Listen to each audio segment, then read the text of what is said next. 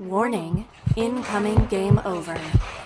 Warning, incoming game over.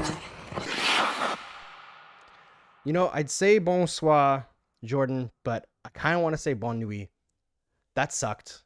It was not enjoyable. I feel like it was going to be enjoyable. And then the third period happened. And we're going to talk about the Habs' third periods lately because they haven't been inspiring. But there's a lot of bones to pick with this game. A lot, I think. And I don't think most of them are bones to pick with the Canadiens themselves. I think that's where I'm at with this one. I know there's a lot of frustration. Mike Matheson's big bobble at the end there really sucked. But the things that went against the Habs tonight, I think, have more to do with random variance than it does with bad play. But we're going to break into it. We're going to talk about it. We're going to talk about the overall effort tonight. We're going to talk about the third period breakdowns. Second segment, unfortunately, we have to talk about the officials again.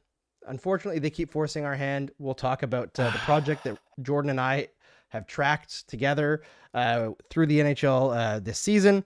And then we'll finish up with the third segment. We're going to talk about maybe some things going into the playoffs, some cleaning up some lineup decisions, things we'd like to see, and maybe an ideal playoff matchup.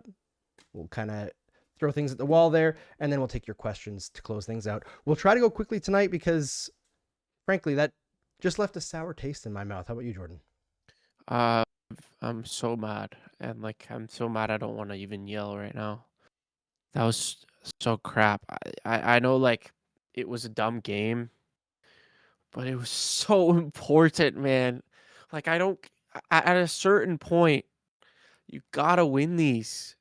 And it's just you can't score one goal when you get 32 shots and expect to win. I don't care how well you're playing overall. You get one goal, you're not gonna win hockey games. And it happened today, and a lot of other crap happened. And gosh, I am not in a good mood right now. I feel like that's actually a pretty decent summary of the game. A lot of other crap happened, and we'll get into it on the other side here. But first, let's hear from Inchu Bijou. At the famous chateau at 4000 Rue Saint Ambroise lies one of Montreal's coolest secrets, a glamorous Gothic jewelry store owned and run by women. Inchu Bijou isn't just a business. They've built a community that supports bold creativity and expression. When I was first introduced to founder Astrida Pisigomian's shop, I was floored by the detail, vision, and scale of what she's built from her own mind. I don't think anyone would call me goth, but I know an innovator when I see one. Along with building their own business, Inchu Bijou also hosts markets for vendors in their space called Marché Maleficarum, boosting their whole community. If you don't live in Montreal, explore inchubijou.com, where you'll find over 800 designs that range from affordable to bespoke. Check out Inchu Bijou right now, a Game Over partner from the beginning. Welcome back. Welcome to Game Over Montreal. This is Andrew Berkshire and Jordan Hachey. We're here to bring you your post-game discussion, your post-game analysis for your Montreal Canadiens after they lost 3-1 against the Detroit Red Wings. And I think comment here in the chat from Piano Matt sums up how I'm feeling tonight is none of those Detroit goals were earned. This one burns. And yeah, that is 100% how I feel coming out of that game. I don't think the Detroit Red Wings were good tonight. I think the Canadiens kicked the crap out of them for 2 periods, even in the second period where it seemed like the Detroit Red Wings could do whatever the hell they want and not get called for it, while the Canadiens would get called for. Alex Carrier touching somebody's hip is apparently holding now, even though it had no impact on the play whatsoever.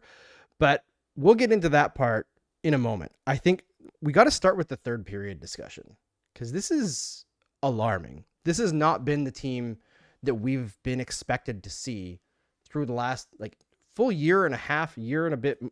Yeah, I'd say year and a half because they started last season really bad. This is a team that thrives on third periods. Yeah. And all of a sudden, they're terrible. And it hasn't been that long, but it has been a good post-Olympic stretch now where it seems like the third period is their worst period.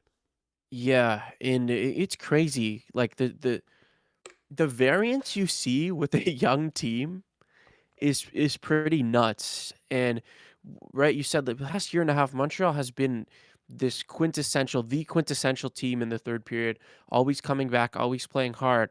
Now, at least since the Olympic break, they've been always the better team through 40 minutes, and then they just blow a lead in the third, and it's happening time and time again right now. If you look at just some of the metrics in this game, Montreal has 11 through 2 periods. They have 9 high danger chances, according to Natural Stat Trick, to 5 on Detroit. And then in the second, they just give up 5 and get 2. Or in the third, I mean. And then if you look for just like scoring chances in not even high danger, for the full game, they're 52% on the game. In the third period, 42%. So a massive difference of over 10% from first and second to third period on average.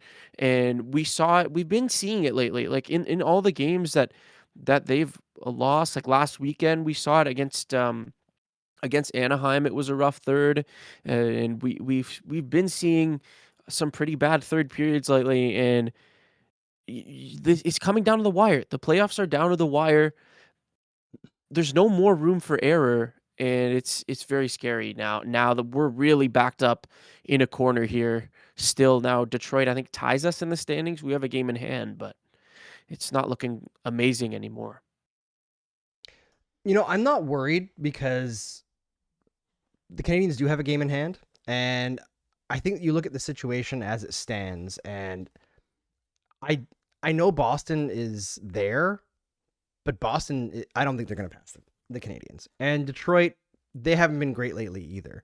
No. The Canadiens are kind of basically just keeping pace with the two of them, and Tampa Bay is starting to dig themselves out of their post-Olympics rut, and Buffalo's they're winning everything. I thought it was interesting. I went back and looked. Buffalo they're like 31-6-2 since December 9th, which is completely absurd for a team that isn't good. Like they're not good. They are at best mid. And I say that while saying the Montreal Canadiens are in that same area of the league. Mm-hmm. They're not a great team yet. They're not like a guaranteed playoff team yet, but they are in the mix. Buffalo is a step below that, and they're winning constantly.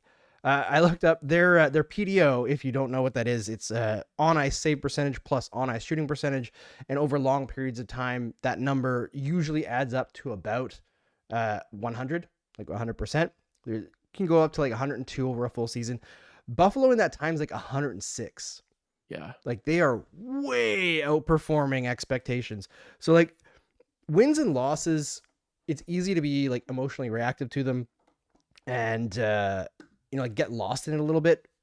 But a win or a loss doesn't necessarily mean good or bad play, because Buffalo has been outplayed significantly by most of their opponents throughout this stretch, and they just keep winning. My hope, honestly, is that they drop down to second and the Canadiens stay in third and they get Buffalo in the first round. I think that's the best case scenario for the Canadiens right now. But the third period thing, I don't know if the pressure's getting to them, but I liked a couple comments here I saw in the chat. I saw Montreal MUFC was saying that there's like some mental weakness here, maybe. Romelli says that Marty was furious. Romelli also brought up a good point. Says, I think the real problem is that Slav went back to the first line. There's no offense coming from anywhere but the first line. I think this is the bigger problem. Trinket says, I want to be like Marty isn't mad. He's just disappointed, but I like that Marty is mad and disappointed. I think this is kind of the problem with where everything is right now. The Canadiens are not what they are going to be, but they're a better team than they're showing right now. And I think Marty has to wear a little bit of this, because there's some decisions that have been made by the coaching staff that are not working. And I understand the top line is very, very good, but as soon as they put that together, everything else kind of fell apart. And I know that somebody was saying that Marty was really mad at the second line tonight on the tying goal, I think it was. Yeah, on the 1-1 where goal. Newhook was a little bit too risky, we'll say, going 1-on-2 against the Red Wings, trying to make like a skill play through two players, and then he backchecked hard and everything, but he was getting reamed out on the bench by Marty. But that line has been Bad. terrible. Yeah. They're terrible. Not just bad, terrible. Like, if you look at Ivan Demidov's numbers right now over the last several weeks, they're abysmal. Not just bad, abysmal. The line doesn't work. Yeah. And Marty keeps on throwing it at the wall. It's the same thing with Lane Hudson and Jaden Struble. I thought they actually had a pretty decent night tonight. I haven't checked the numbers, but that pairing kind of sat above water last season in about 300 minutes. This season, Lane Hudson is absolute baller this year. Like, you look at his underlying numbers with almost every partner, he is just crushing it, except for with Struble. Struble is his only regular partner where he's below 50% in expected goals, in shot attempt percentage, all this stuff. Stop doing it. I understand that the coaching staff thinks that Struble has like the puck skills to play with like higher in the lineup, and maybe Xhekaj doesn't. He doesn't have it.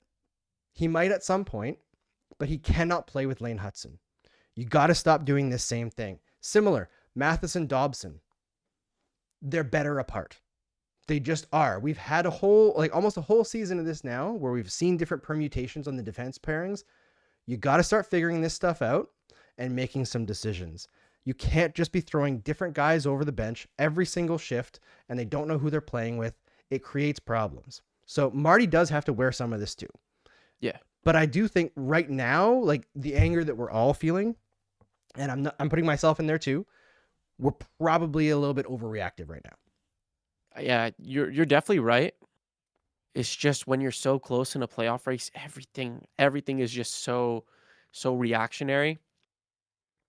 But going back to your point on the lineup decisions, I guess we're just talking about this now, but instead of later on.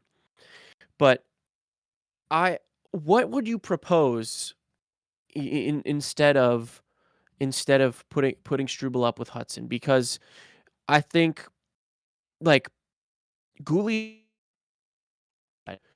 Matheson, Gouli and Matheson wasn't very good when they were together. They were pretty bad, honestly. So what do you put Gouli with Struble? I feel like that's not a really good option either, or Gouli and Xhekaj. That's a pretty subpar option as well. And then if you keep Matheson, Carrier, and at least your top four is good, but that's the same problem we've had where we can't rely on one of the pairs this whole time. So at this point, this might be something where the Habs just have to look internally. If especially based on your analysis, Andrew, what would you think about getting Engstrom back up? Well, we'll talk about that in the third segment. Yeah. But because we're going to talk about some lineup changes, but I wanted to tease that we're going to talk about that a little bit Sounds good. because I think Sounds it's good. really important. And let's dig in on like some of the good things tonight, because after 40 minutes, the scoring chances at 5-on-5 were 18-7 for the Canadiens. Like, it was utter domination at 5-on-5. The Red Wings were not producing anything. In fact, until they got the tying goal, which I saw a bunch of people really railing against the Canadiens for like not coming out in the third period prepared. I understand that they got scored on, and that makes you feel like they were playing poorly. Detroit did not generate a single chance in like the first 10 minutes of that third period. Like, the only scoring chance that they registered was a shot that was going to miss the net that bounced off a skate and went in. They pure luck got back into that game. Like, and then they had this little spurt where they had some good chances and racked up apparently an absolute ton of expected goals, which I think is a bit of home rink scoring bias there. But overall in this game, like, Detroit was not in it. Yeah. The only time that they looked good was like their third power play. Yeah, through the first like 40 minutes and even like into the third, I was thinking like, dude, Detroit kind of sucks. And like that's even worse to lose when you are literally thinking you're over halfway through the game and you actually think that like the other team's bad and you still lose. But like other than that, right? I thought the first goal, I thought Dobish saved it and then he blocked and the blocker and then it went off a cop after he saved it off the rebound control. I thought that's what happened. But now I'm thinking that it was missing. and it went off a cup. Yeah, it was going straight wide. I don't wow. think Dobesh ever touched So it. like you talked about when Marty like reamed out the second line after that. And I'm like I get that maybe you want them to like knock low At the like famous on a chateau at forecheck. That's 4000 obviously Rue not Saint great. Ambroise One lies sec, one of one sec. Montreal's. Sorry, Discord just went crazy on Oh, me. jeez. Go ahead. So yeah, like Andrew, you talked about this Marty reaming out the second line on that goal, and I agree. Like you don't want to go 3 deep on a forecheck if you're not winning. Like if you don't have like a 90+% chance of winning the puck, you really can't go 3 deep on a forecheck. But I thought they backchecked decently well, and it was a floater from the blue line that deflects off of the corner of Andrew Kopp, who's being boxed out properly, by the way, by Dobson. Like I really didn't understand why Marty was so mad after that when it was like literally the stupidest goal you'll ever witness, and like you had a 3-man low forecheck one time, even though that happens like at least a few times a game, and like it clearly wasn't the fault of the 3-man forecheck that was a goal. It was just dumb garbage. Yeah, I don't know. I wonder if that's like he's also a human, right? And he's Yeah. frustrated. And I know like they were getting frustrated, I think, in the second period with the lack of calls. Oh, Like I man. remember Gooley was we're gonna talk about pissed. that in the second segment. Gooley but was so oh my pissed God, the so mad. entire game. He was so angry. It's funny because like the game was not super intense until Sherratt pushed Bolduc into Gibson. Yeah. And then all of a sudden the Red Wings were getting like really chippy with Dobesh, and Dobesh doesn't respond kindly to that, and the Canadians really rallied around him. But yeah, it was a weird game. It was a weird game. I will say Dobesh, the rebound control is a huge issue. Huge issue. Like most of the decent chances that Detroit got in that game were because of Dobesh kicking the puck out into random spots or right to them. I know that he's had a good year. He wins games pretty consistently, but going into the playoffs, I don't feel comfortable. Yeah. Me neither. I it feels like maybe like 60% of the games Dobish is like looks shaky. But like within those 60%, maybe only half of them are actually bad. You know what I mean? So it's like maybe like Yes. 1 in 3 games Dobish like doesn't look good at all. And then the other one, and then the other like another block, another third, he doesn't look good, but like it's okay, like it worked out somehow. And then the other third is like, okay, he looks pretty good. And like honestly, down the stretch with how Fowler has really looked, if he like outplays Dobish down the stretch, like it's kind of creeping into my mind, like should he start? Like it is, especially with a game like this where like obviously it's not his fault at all. There's nothing he can do about either of the goals. But man, like imagine playing against a good team and those kinds of rebounds are coming out. Like in a 7-game series against like or like against really anyone that's like a playoff worthy. Well, I guess maybe if Detroit's in the playoff, but like let's go back. They'll still have Larkin in the playoffs. They had a lot of injuries too, so they should be better than what they showed today.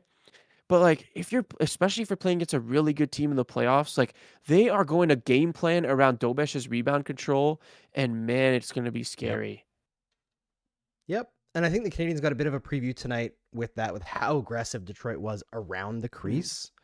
I actually liked the response. I thought they were pretty good at like fighting back and making sure that their presence was known.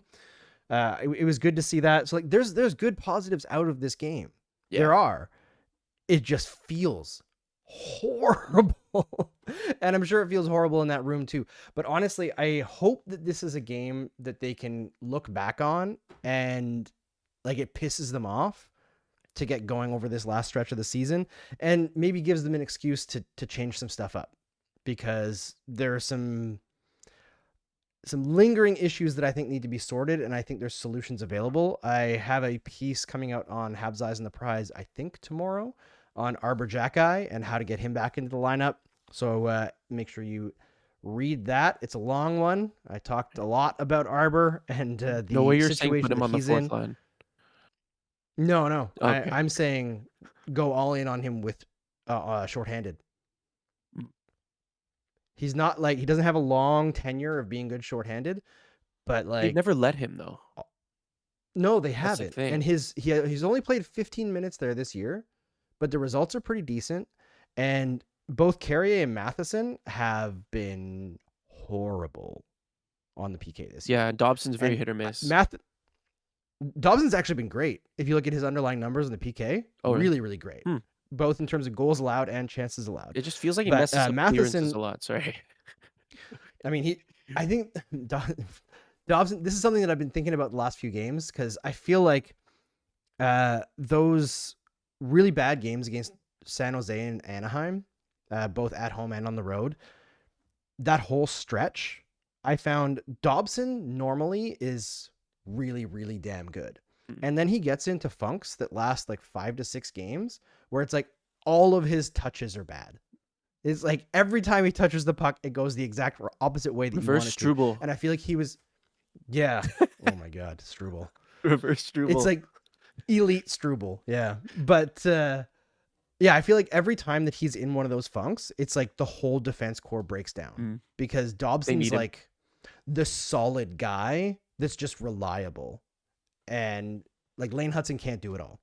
And as soon as Dobson starts to deteriorate, it's like Matheson starts to deteriorate. Hudson has to do too much. And like it just dominoes, right? Sorry, adjusting my microphone. But yeah, there's lots of stuff going on. We're going to get into it. But in a moment here, we got to talk about the refs, unfortunately. Yay. But on the other side of the break, before we do ref talk, should we do a look at his big ass go moment of the game? Do we have one? I have one personally. All right, I'll go. I've got one. All right. So on the other side, after we hear from the same motel, we will hear from. Sorry, I'm gonna adjust something here quickly. We will hear about the look at his big ass go moment of the game, and then we will talk about the refs in this one. I'm so fucking tired of talking about these guys. I don't want to ever talk about them again, but they keep forcing it. See you in a minute. While you're browsing into Bijou's goth shop, head next door and discover Montreal's most unique selfie studio. Whether you're looking to take some banger pics of your Halloween costume or cosplay, or you want to make some memories with friends, Le Saint Motel has you covered. Experience their bombastic decors that are always changing, hop in the ball pit, and take advantage of their extensive and flexible on-site lighting. Head to lesaintmotel.com to book your time in the studio, book private time where you and your friends will be the only ones allowed in, or book the space for an event. The dedicated, caring staff will make sure that you have a good time. I do have one warning for you before you book. If you have kids, they won't want to leave. Whether you're at Le Saint Motel or in Bijou, tell them Game Over sent you.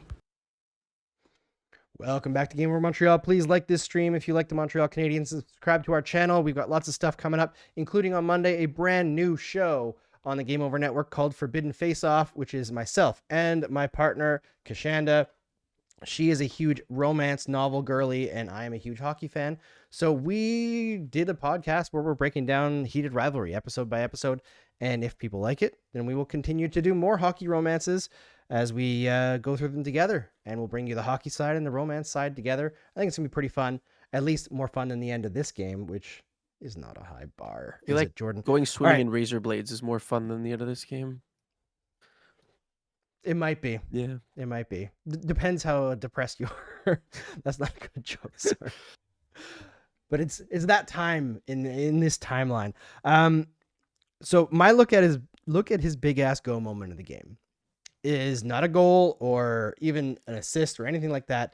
It is Alex Texier, because I love how petty this man is. I love how chippy he plays. I think the Canadiens really, really missed the energy that he brings. There's a moment in the second period, I believe it's the second period, where Patrick Kane is just hooking the shit out of Alex Texier, like wrapped around him. And Texier looks at the ref's doing nothing. So he turns, grabs Patrick Kane's stick, and just skates away with it. I loved it. And Kane's like, what the hell? Trying to beg for a call. And it fits perfectly into our segment. That was my look at his big ass moment of the game. So, Andrew, I decided I would write my name down so that we know I'm not cheating when we have the same goddamn answer. Do we I have don't it know again? if you can see this. Texier! That is hilarious. That is the exact moment I was going to go for. I love him. I love this guy. I am so glad they extended him. he is such a good hockey player. And yeah, he was not taking crap. He was even like after the whistle, after that play, after the whistles, he was getting into it every single time. He was not giving a shit about anything because he knew the refs weren't going to call anything. So he decided that he was going to do a bit of that. And I know you've said like, oh, he plays a little dirty and that's nice. Like, you want to see that for the playoffs. I thought Gooley had a bit of that in him today too, because he was pissed off after the stupid call in the first period, which segues perfect into the stupid call of every single period. Yay! So Andrew, you wanted to bring up that, well, we don't have time to sit here for 2 hours and talk about every single stupid thing that happened with the referees. So we'll just talk about the missed calls in this game that they let go, because there were like 4 or 5 calls that were very soft, like Carrier's hold, like a weird interference that was pretty borderline. And well, Andrew, take us away. Yeah, actually, I'm gonna enlist the chat for help in this. So I'm gonna list some missed calls, some really bad missed calls in this one that, in my opinion, straight up changed the course of the game. And missed calls don't necessarily mean if you call them, the result is going to be different. I mean, we saw against Boston last game, the Canadiens got shit refereeing the whole game. The Boston Bruins are the least disciplined team in the entire league. Only one penalty for some reason, and the Canadiens get called for everything. They still won. You can win games where the refs are against you. It happens all the time. You can lose games where the refs are for you. There was another game against Boston this season where the Canadiens got 2 long 5-on-3s and just bottled it completely. So refs don't necessarily decide the game, but they can twist things at crucial moments. So I wrote down a few that I remembered off the top of my head that I didn't write down during the game. I wish I was tracking it because there was a lot. So Oliver Kapanen has a partial breakaway in the first period. He loses the puck. The only reason he loses the puck is because I think it was Justin Falk. Slashes down. Was it Sherratt? Yeah. I thought it was Falk. No, I thought it was 72. It was the guy who was skating in quicksand, which is Sherratt. I mean, I don't think Falk is that fast anymore either. But he comes down and he slashes with the bottom of his blade right onto Kapanen's stick, and it causes him to mishandle the puck, and the puck goes into the corner. No call. That's an automatic gimme. The only thing that makes it less automatic is the stick didn't break. But that's a slash. It is the definition of a slash that the NHL wants to be called. It is a slash that affects a scoring play. Another one, Struble versus Seider, the roughing situation. Struble should have got called for the hit to the back of the head of Lucas Raymond. 100%. Call that rough. Seider gets his gloves off and throws, while it was live, I just started counting. I counted 14 punches. I could be wrong because you're counting live if somebody went back and checked it. You can't do that. That's not a rough. When you drop your gloves, you're in a fight. And when Struble doesn't drop his gloves, I'm sorry, that should have been a major on Seider. You cannot allow a guy to throw fucking bare knuckle punches when the other guy is not fighting. He's like held up by the ref, just standing there. And it goes on for like a full minute where Seider's he's lost his helmet. Oh. He's throwing haymakers like crazy. How? Yeah. How is that allowed? At least an instigator. Piano Matt says instigator. Exactly. Instigator. He's the third man in. While we're talking about Seider, Montreal, if you... Oh, sorry. Go for it. I have one more thing about Seider. I don't know if anyone else noticed this, but I swear this guy is like knows what's going on in the ref's head and knows how to perfectly do interference on every single rush. Like, I remember one specific one, Caulfield dumps the puck in, and Caulfield's coming at him, and he just like follows him like this. And it's like Caulfield can't go through him, but technically Seider's not standing him up, so it's technically not an interference, even though he's like following side to side like a fucking snake. And then Caulfield goes behind the net to chase the puck, and Seider pops out on the other side and gets directly in his way. I was like, that is like actually the most insane crap I've ever seen. Like, I can't believe like that's like something that they allow in this game. Like, he I swear he just like knows they're not going to call it. Well, obviously he knows, so he just does it every single time. Like, oh man, he annoys me. Like, he's a good player, but man, like the stupid stuff I saw from him today really annoyed me. Yeah, it's something that I've clocked with Seider for a couple seasons now. He's like a habitual interferer, like slash, hook, everything. Like, you cannot go near that guy without some kind of infraction happening. He is constantly cheating. And I think it's one of those situations where he cheats so much that he knows the refs can't call everything. Yeah. So they just start to let everything go. And this is a strategy that unfortunately the Canadiens have not figured out yet. And even if they had, I don't know if it would work for them because it seems like everything they do gets called. Yeah.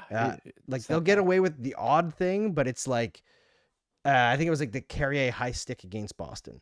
Yeah, they got away with one, but that's after the other team got away with like 50, like, and the Canadiens get called on like so many chintzy plays, like the Alex Carrier hold.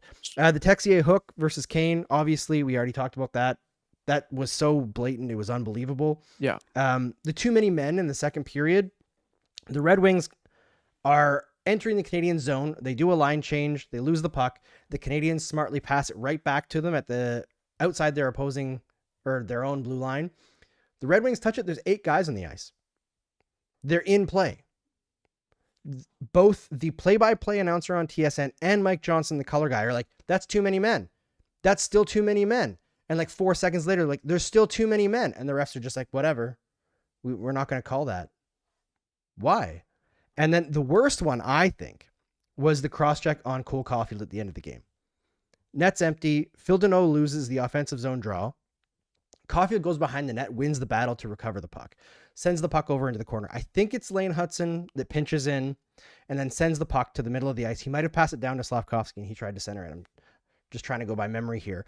As soon as the pass is, like, the decision is made to make the pass, the Red Wings defenseman, it was probably Sider, it's the end of the game, cross-checks Caulfield in the back way before the puck is there. Causes a turnover. They exit the zone, leads to an empty net goal. You cannot hit somebody when they don't have the puck. This is like hockey 101. And then there's battling for position in front of the net. But when a pass is coming to somebody, you can't interfere with them. Like, that is literally interference before the puck is there, especially when the net's empty, especially in a 1-goal game. Like, it boggles my mind that officials have this idea of like, well, we can't influence the game, not understanding or not caring that not calling the rules also influences the game, motherfucker. Yeah.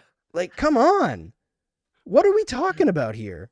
It's hilarious. You can't call something obvious when it's like in the last few minutes, but you can call something that's literally not even a penalty in a random other time, or like the rules just change in the last minute of the game, and we see it time and time again. And another one today where Montreal loses a game they probably shouldn't have lost, and it just gets more and more annoying. And it is not all because of the refs. Montreal should not have only scored 1 goal. We've said that. No. But at a certain point, like, let's say you have 5 of these games, right? 5 games where you play amazing or you play at least very good and you are down to the wire.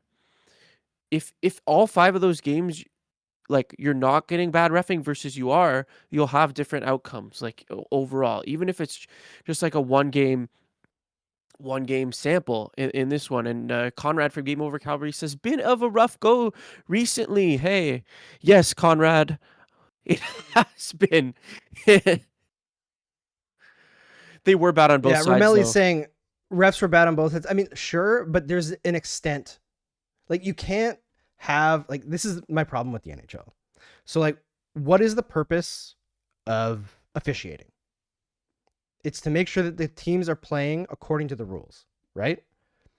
Now, in what situation? No, it's to manage the game, Andrew. In hockey. Sorry. Yeah, I know. It's to manage the game.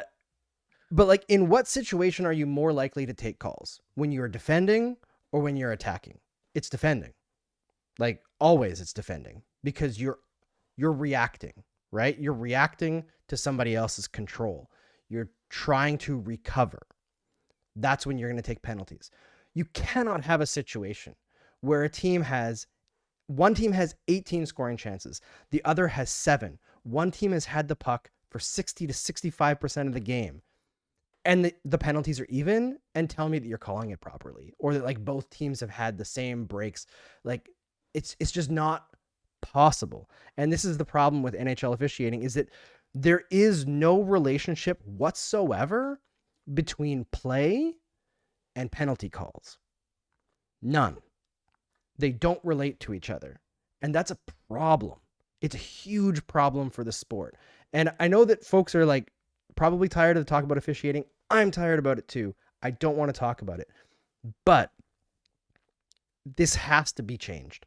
Like specifically the way things have happened for the Canadiens this year. Like we've tracked the whole league now. We've got all the numbers. You can go to habseyesontheprize.com and check out the database yourself. The Canadiens have been getting shortchanged. It is beyond obvious by every way that you can possibly break it down. Whether it's like purposeful or not doesn't matter. What matters is that it is happening, and I think the Canadiens organization has to take it to league head offices because it's ridiculous. Yeah, I find it odd, extremely odd, as a matter of fact, that whenever we see other teams like do big complaints to the refs, it like somehow like they always get calls after, and then when Montreal does it, like it just we like it seemed to have gotten It's like worse. punishment. Like I Yeah. find that like so baffling. Like I remember the Chicago's coach, I can't remember his name, was complained after a game about the Habs, and then the next game they played against the Habs got hosed. There's been like, Montreal complained against Edmonton early in the season, and then it felt like things have just gotten worse after that. Or we see Travis Green for Ottawa, who complains about a blatant penalty call in the Ottawa game, and somehow they get all the Yeah. calls after. And it's just freaking ridiculous, man. Oh, is my haircut leaning to the Habs' downfall? Conrad says. Maybe, man. I might have to get some hair implants to fix this freaking garbage. Maybe that'll fix the refs too. Yeah. I think the biggest takeaway from all of this stuff is the Canadiens can lose and they can win. I would prefer that they earn those wins and earn those losses on their own instead of it being up to the officials to decide who gets to take control of games. And it's been so often this season, like so often, that you can see a switch flip. When the Canadiens get a lead or like a certain point of the game, it's like, oh, well, now it's time for you to go into the box. And sometimes it's picking out calls that should be called. But I think my problem with when we're going over like the actual penalties that are called, because we've already done this, is like you can go over each individual one and we can argue about whether it was a soft call or whether it was a good call. But unless we have the data for what's ignored, it just doesn't matter. Yeah. And every time a penalty is called, we'll get Gary Galley being like, that's 100%, that's going to be a call 100% of the time. And it like constantly builds this fan opinion that like if a call is made, that call was obvious and had to be made. But if a call is missed, then it's not. But the standard of what is and is not called is a horror show. It's so wildly inconsistent that like you wonder why the players are pissed off after every single call. Yes, they're going to do that anyway because it's an emotional game. But I straight up don't think they know what a penalty is anymore. No. It's getting so bad. Yeah, I totally agree. And one thing I want to mention, I just thought I saw a post the other day on social media, and it was about I think it was like Skip Bayless or something. He's like a big basketball commentator, and he was talking about how he can't get into hockey because he thinks it's so random, and it's really stupid that hockey is so random, and it's really hard to watch because there's just so much randomness, and it's not always about the skill expression, because basketball is like the highest skill expression you can have almost in terms of sport, because like if you can't shoot the ball right, like nothing's affecting the ball like when you shoot it, right, really. But and there's like there's no traffic in the air and stuff. And I saw a lot of comments, like people getting mad at him, just wilting on him, like, shut the hell up, dude. Like, but you sit back, you think about it, hockey's extremely random, and then you add the garbage refereeing. And even people like you and me who this is your job to sit and watch these games and talk about it 82 times in a year. And still, on a consistent basis, we don't understand what is happening on the ice. Yeah. It's a problem. It's a huge problem. And hockey is a random game, right? Like in the air, for sure, the basketball isn't dealing with traffic, but also it's a ball. How it bounces is predictable. A puck is totally different. Ice is totally different from like regular ground that people walk on. Skating is totally different than running or walking. So like there's a lot of elements, the boards, the glass, out of bounds. Goalies are different than most other sports. Sticks, like using a lever instead of your hands or feet to control the ball or puck in play. There's a lot of layers that make hockey more random inherently, but the way the NHL does officiating adds to that in a way that is actively infuriating for most people who engage with the sport. Like you can't find anybody who likes the refs, and it's for a good reason. It's for a good reason, unfortunately. Like they are not the best. All right, let's stop talking with this ref stuff. Let's go on to the lineup cleanup and ideal playoff opponent. We've got some fun stuff to talk about quickly here at the end. We're in the third period now. Welcome to Game Over Montreal, or welcome back. Please like this stream if you like the Montreal Canadiens, and subscribe to the Game Over Montreal page, or Game Over Network page on YouTube, and hang out with us. It's a fun time here when we're not talking about the refs, because nobody likes that, me included, but we have to say it because unfortunately most people in media don't push back on the refs. They just don't. I think people see it as whining when it should be viewed as complaining. And they're two very different things. Whining is just like, this makes me annoyed. Complaining is, this is a problem and we should look for a solution. Complaining is functional. Whining is annoying. Anyway, I think there needs to be a bit of a change here for the Montreal Canadiens on defense. And we were talking about it. We alluded to it earlier about what the defense should look like. I'm going to say some things that are probably a little bit controversial. I just got to double check my math to make sure. Okay, so my first pair going forward would be Hudson Dobson. Together, they are absolute magic. Thank you. I think you can play that pairing 24 minutes a game in any situation and not worry. Mm-hmm. I understand for special teams it might be a little bit more difficult, but you can figure that out a couple shifts after the power play. It's fine. My second pair would be Carrier-Gouli. I know Goulie's had a bit of a tough time recently, but as much as people think that pairing isn't good, if you look at their underlying numbers, they're actually good this year. They've been really rock solid.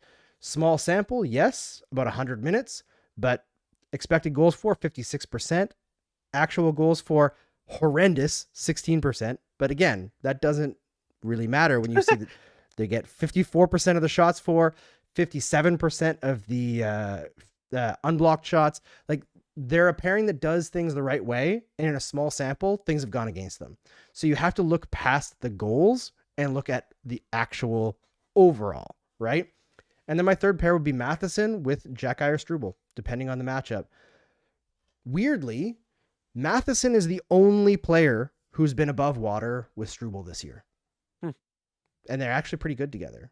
And I think that it's time for Matheson to start playing a little bit less, especially heading into the playoffs. I know that he is a cardio demon. He is a gym rat to the extreme. He's probably in better shape than 98% of the entire NHL. But you can see things start to wear on him sometimes. And the Canadiens don't need to rely on Matheson as much as they do. I know that he's an amazing skater, but he doesn't need to be the number one choice all the time. I think they can just lay off of him a little bit. Take him from 24 minutes a game to 22 or even 21. And Rubinov says no more than 21 minutes a game. And I think that's fine. I know Ramelli don't like Carrier, but the fact is the dude gets results. I was looking through for Xhekaj and Struble because I was trying to figure out, like, what can the Canadiens do with their defense pairings that actually functions? And Carrier has amazing results with Hudson, amazing results with Matheson, amazing results with Gouli in terms of the underlying numbers. It's just that he doesn't work with Xhekaj and he doesn't work with Struble. And I don't think that's a Carrier problem. Yeah, I totally agree. Matheson on the third pair, like I do think that Matheson, like earlier in the year, maybe the first until like the Christmas break even, I thought he was just incredible. I really did. He He was was. amazing, and maybe it's just the wear and tear of like a season like this on him. He hasn't looked as good lately, and yeah, you can say, oh, you're biased. You just saw a massive gaffe from him today, right? But it has felt like just overall his high end plays that you see from him, because most of the time he's just like baseline, and then once in a while you'll see like him showcase the speed they just haven't been as frequent recently. And if you can get him more to a managed workload, and I think that'll really help him. And Montreal needs him to be playing his best, and Montreal has enough depth that they don't need to give him that many minutes. And I totally agree with that, Andrew. I actually didn't even think about him on the third pair uh, with Strubel or Jackeye as an option. But I think I like that. I think I would definitely want to try that. I think Matheson's skating can help with the deficiencies that you might see from Arbor Jackeye, right? And he's been fine so far with Strubel. I do think another option, I asked you earlier, but I am of the belief that Adam Engstrom played much better than Strubel or Jack I have at all this season. Maybe my brain isn't working, but I really would want him back. And I know he just came back healthy over the weekend. Yeah, I think it's something to look at. You look at the season that he's put together in Laval, it's fantastic. And I know there's some people who also want to look at Reinbacher. I'll be honest, I think that after calling up Fowler, I think they'll be a little bit gun shy to pilfer Laval too much more. Unless they like drop out of the playoffs really quickly and the Canadiens are still in it. I like and Rubinov says Engstrom is much better than Strubel. Yeah, I mean, I think he's better than Strubel or Jackeye as a player. Like, this is one of the things that I'm talking about with Jackeye in the piece that's coming out tomorrow for EOTP is like the window for him is closing fast. Like, because he's left-handed, Engstrom's coming up behind him, and also Reinbacher's coming up behind him, which is going to lower the amount of left-handed spots available. Right? Like, once they have 3 right-handed guys, they're only going to have 3 left-handed guys in the lineup regularly. And all of Hudson, Matheson, and Gooley are significantly better than like Jackeye or Strubel. Like, it's not even a conversation. Yeah. So he's got to find a way to make himself valuable. And if I was Arbor Jackeye, honestly, right now, I would come to the coaching staff privately and I would say, give me a shot at the PK. Like, put me on the first one, like the first PK unit. And I will just try my ass off, keep it extremely simple, physical, get that puck out of the zone. Let me take some minutes away from players who need a rest. Players like Alex Carrier, who probably shouldn't be on the first PK unit. No, he shouldn't. Players like Mike Matheson, who he has good moments on the PK. His active stick is incredible. His skating speed is incredible in closing on pucks and getting the puck out. But he gets turned around a fair amount, and especially when he's tired, right? I think he's too reliant on the David Savard dive on the ice and Ray. Like, he does get torched once in a while, totally. And Carrier shouldn't be on that top unit.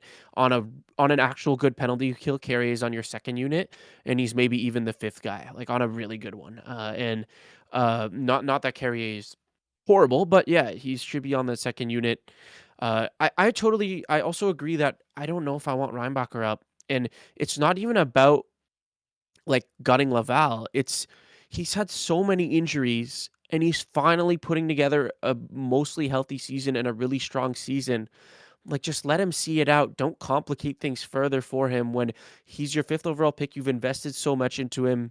And like, I would rather just call up Engstrom. I know Engstrom's left-handed, but I think they can figure it out. They figured it out earlier in the season with Engstrom, and he was looking really good still. So I would still much rather him, like, let Reinbacher, just let him have a good offseason, let him go into the end of the year, unless we see like another injury. But I would really want him to stay down in Laval. Yeah. Yeah, I think it matters for him to get like some experience, but at the same time, like I want to talk to some people who watch Laval regularly because I'm not able to, Yeah, that's and I've heard that Reinbacher's having a really good stretch lately, but that's just what I've heard. I don't have hands-on knowledge. Mr. Modern Marvel says, "Ooh, these are fun D pairs." Yeah, this is the thing. Like I suggested before the season, the idea of like Mike Matheson at 5-on-5 playing third pair minutes, and he ended up sticking in the top four and being great for most of the season. And I really don't think today is on him. Like that bobble, if it were in the playoffs, would be on like the top 10 worst bobbles of all time forever. It was horrible.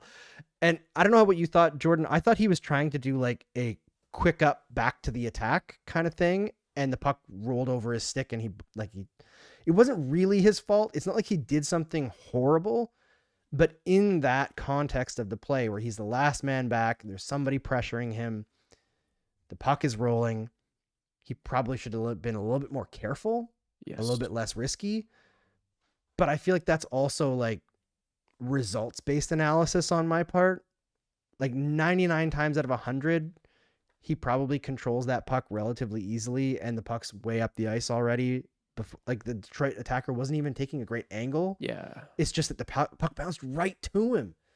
Man, like this game's just sucked. Yeah, I actually like I've seen the comments too saying like he was just overthinking trying to get like the play on the attack. And like I'll just have to sit with this one out. I didn't notice. Like I was just so like my brain just shut off after he fell down. I couldn't analyze that shit. Like I'm gonna have to sit this out. I don't know. That was so bad. I don't want to reel on him too much. I'm sure he's gonna get enough crap from the mainstream media, to be honest, that like, he probably doesn't deserve as much crap as he might get. And like, yeah, that's a really bad play. But like again, you scored 1 goal on 32 shots against Detroit. Like, Yeah. I really have a hard time like really blaming Matt. Yeah, obviously that's a terrible play, but I do have a really hard time like fully blaming the loss on him. And yeah, I want to move to the forwards because you had some ideas on defense where some fun ideas really, and I really like throwing Matheson on the third pair. I really do.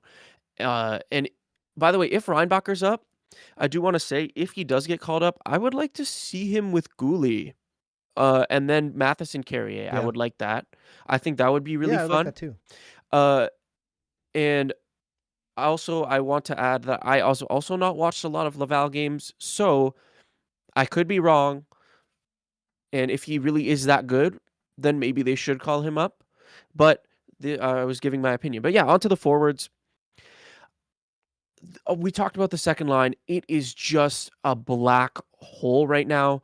This is exactly what we saw last year with the second line. It looked like things were going better, but it's starting to feel like, Andrew, that maybe they just caught a hot streak and that they weren't ever actually that good. Like it's creeping into my head because it really does feel just so crappy right now. Like you throw Newhook, the first couple games were okay, but the last week has been awful. They've easily been the worst line on the ice.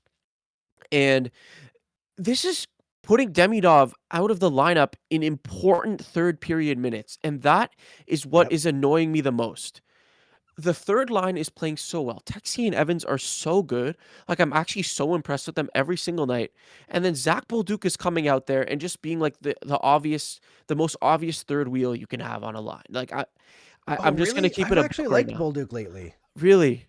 I have not. I like that he, like tonight, I thought he was just an asshole. And I like that. The problem with, like, my problem with Bolduc now, like, I find he's in, like, he's part of the line and he's part of generating things. But when it comes time for him to shoot, he's got less than zero confidence. Yeah. That's the biggest thing. Like, I think he's, over the last several weeks, even pre-Olympics, I feel like his game has started to come together pretty significantly. And like, if he plays in the playoffs like he played today, I'm pretty happy in general. Oh, that's interesting. Huh. Because what I thought when he first got moved down, I thought he was playing really well. But over the last little bit, to me, it seems like, yeah, like the confidence is really not there in terms of shooting. And like if he was there like as a scorer or like even just as like a play driving threat, like a chance threat on that line with Evans and Texie, that would be a really nasty line because like Evans and Texie are so good. But when he's not doing that and I don't think he's particularly good on the cycle, it really to me it kills that line. It hurts that line more so than it helps. And I kept thinking to myself, like, why don't you just throw Demidov like on that line for one shift? Like, see what happens. Like try something. And the fact that it seems like Marty just isn't trying other things is pretty alarming with that second line because I honestly do think Newhook's really good. I know Ramelli said in the comments Newhook is not a top 6 player. I might have to He's disagree not. with that. With the way he's played this I don't year, think he is. the way he's played He's this been year, great.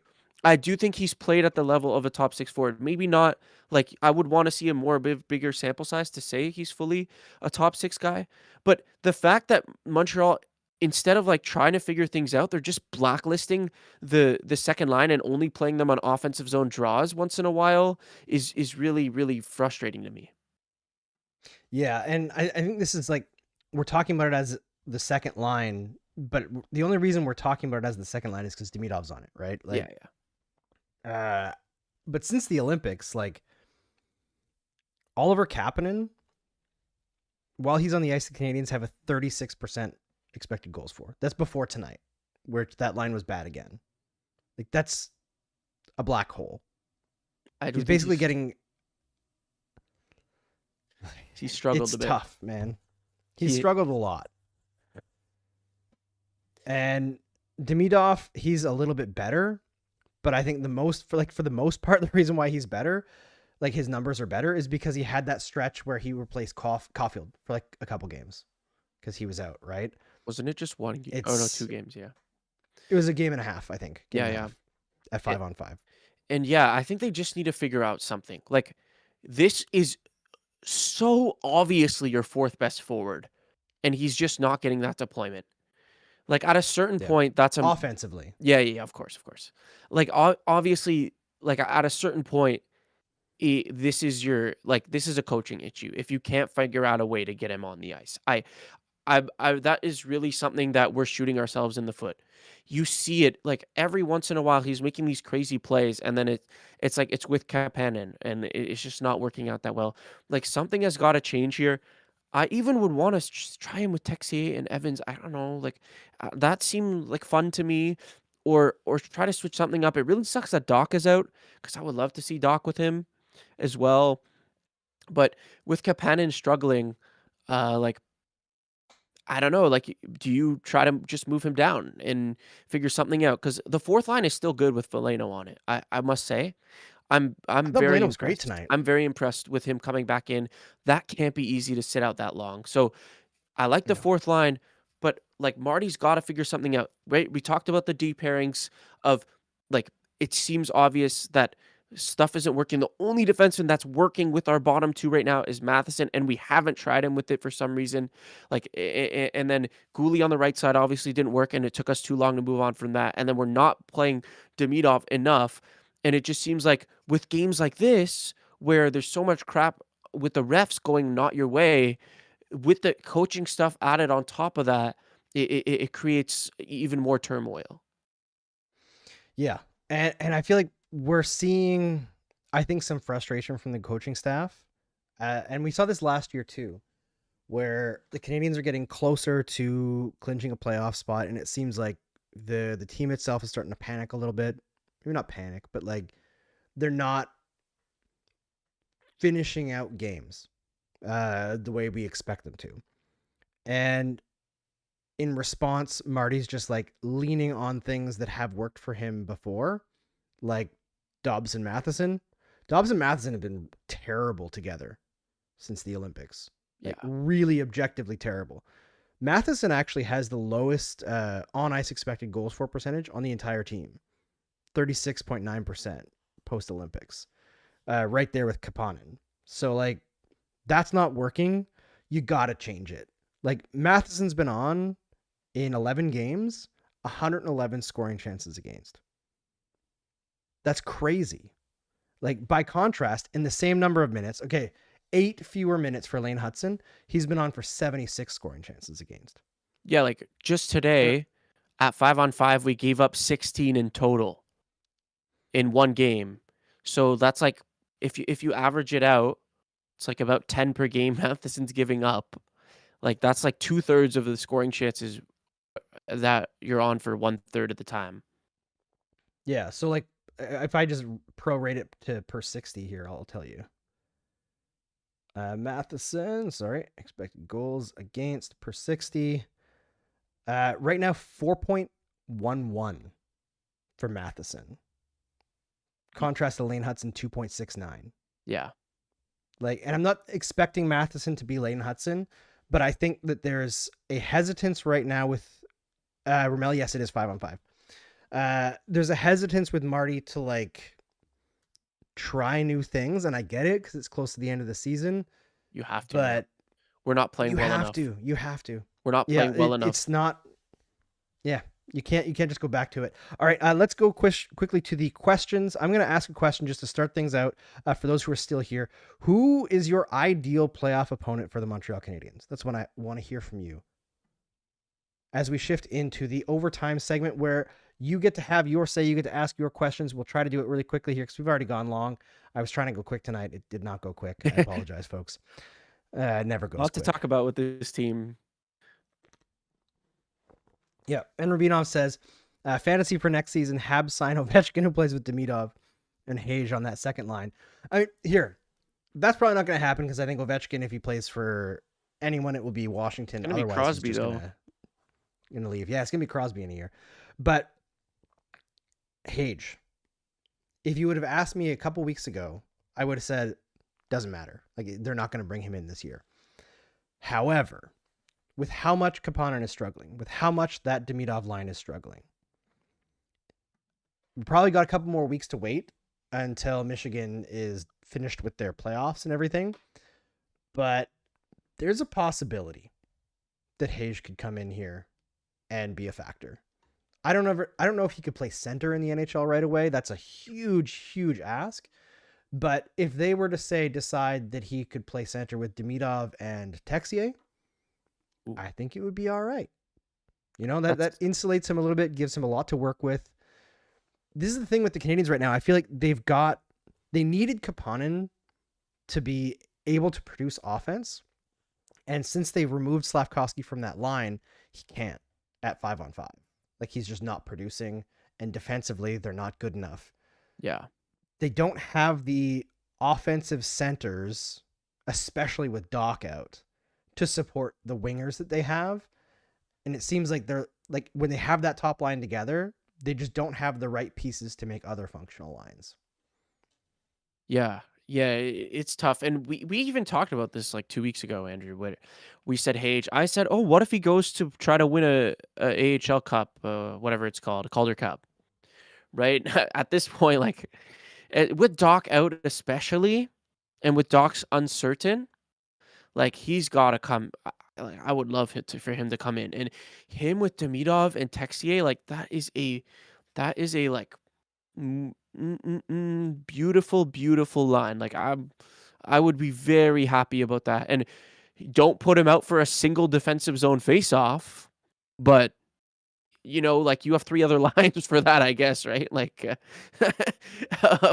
that's all I'm really like thinking about. Or even like just let Newhook take the face-offs. He hasn't been that bad, has he? And so you could try that. Or if you want, even put Newhook on and try to take him face-offs. That's what I meant to say. But just throw Dano out for every face-off and have him run to the bench and change lines like it's overtime. I mean, that'll work, right? Do something like that. Might. Like, Hage was really bad at he was really bad at face-offs at the World Juniors. So like, I would be scared to put. I don't even know if he's playing center every game at Michigan. Like, does anyone in chat know? Do you guys know if he's playing center every game?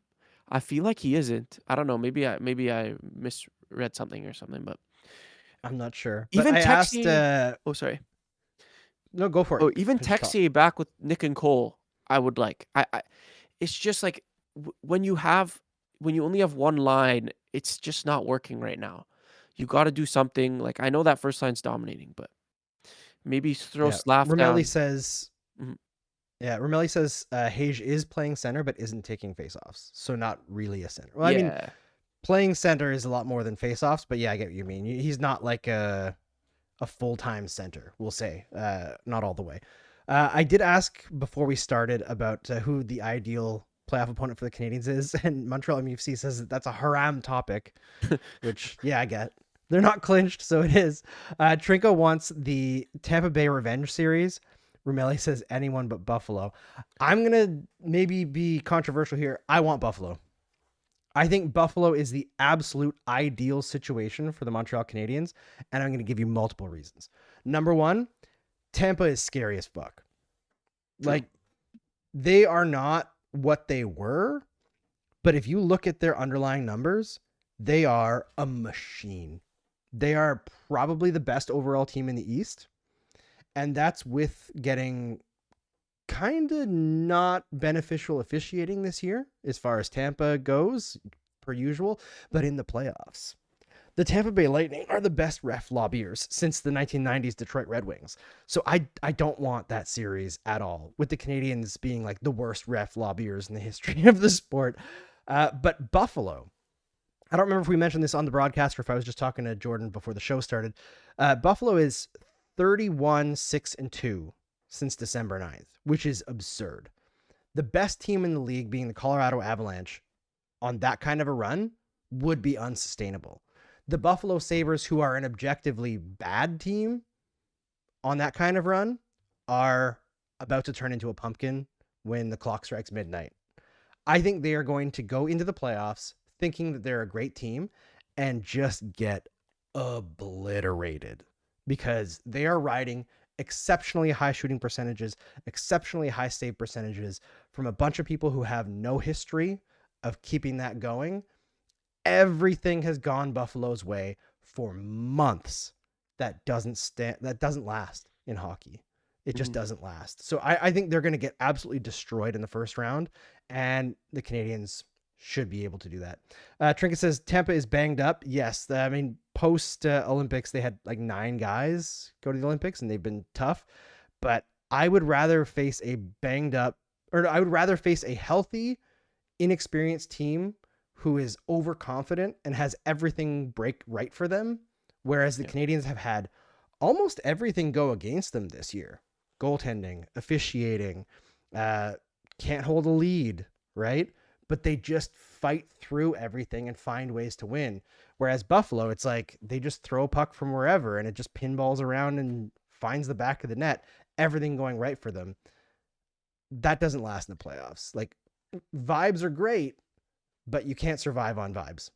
Like I would say, so I'm like kind of with you, but I'm not that far. If that makes sense. Like I do think Buffalo is on an unsustainable pace, but like I don't think they're bad. I think they're like, the 15th best team in the league, or like around there. I think they're like 20th. I don't think they're that, like I don't think they're bad, and like on paper, like they seem really good, and like they're at a, like, what would you say, 106 PDO in that Yeah. time, like in this 31-6-2 run, like the PDO, which is like your goal, save percentage plus shooting percentage. They say that an unsustainable PDO over a period of time is anything like above 102 or under 198. Like that happens like once a century, like type of thing for a full season. And like that level is just like, yeah, it's so unsustainable. Like if you're shooting at that high of a rate, like if Buffalo's PDO in that stretch was lower, like if that like was like more closer to the average or to the mean, you could maybe believe that they're playing better. But I mean, even in the games we watched them against Montreal, they played Montreal 4 times this year. We've beat them twice, we lost them twice, and in both games they beat us, we outplayed them, and then in both games that we beat them, they outplayed us. A little weird, but like it's been an even season series with them. I totally don't want to play Tampa either. I think Tampa is definitely scary. I think playoff Kucherov is like pretty nasty. He's been really good down the Yep. stretch. He's been the best player in the league since January 1st. He also is like such a dirty player in the playoffs, by the way, but we don't need to talk about that. Not just in the playoffs, but yeah. But yeah, I don't want to play Tampa. Who else do I want to play? I want to play Detroit. I don't think Detroit's good. I really don't. I would want to play Boston. I'm good with playing Boston. Totally. I don't think Boston's very good either. Like like when they're playing Pavel Zacha on PP1, it's kind of hard to take them seriously, even though they somehow have the like 8th best power play. Really weird. Okay. It is David Pastrnak, cooking everybody, but like it's hard to take them seriously when Pavel Zacha's on power play 1. I'm sorry, and like he's their first line center. It's Pavel Zacha, or wait, no, it's not anymore. It's Toronto Maple Leaf Fraser Minton. But yes, we did lose to Larkinless Detroit. Ramelli says, but like, dude, we killed them. Like watch the game. We did kill them. Like it was a really dumb game. We did lose to them, but we killed them, and so. Yeah. Yeah, like even if Larkin comes in, I still think we're a good matchup against Detroit. Against Boston, I'm good with. The only thing Yeah. about Detroit that John Gibson worries me a little. Like I don't You think think? he's insurmountable, but this is 2 games in a row where he's really Fair. been really tough for the Canadiens He has had a to good beat. year. And he's had a very good year. Mm. Whereas like Alex Lyon, Yeah. or who's the other one they have there? It's not Allmark, is it? in Ukko-Pekka Buffalo? Luukkonen. That's the one. They used to have Allmark when he was like a rookie, Olmark's on Ottawa. and then but he went to Boston and then to Yeah. Ottawa, right? He's just been bouncing around. But yeah, I'm sorry, I don't buy it with Alex Lyon.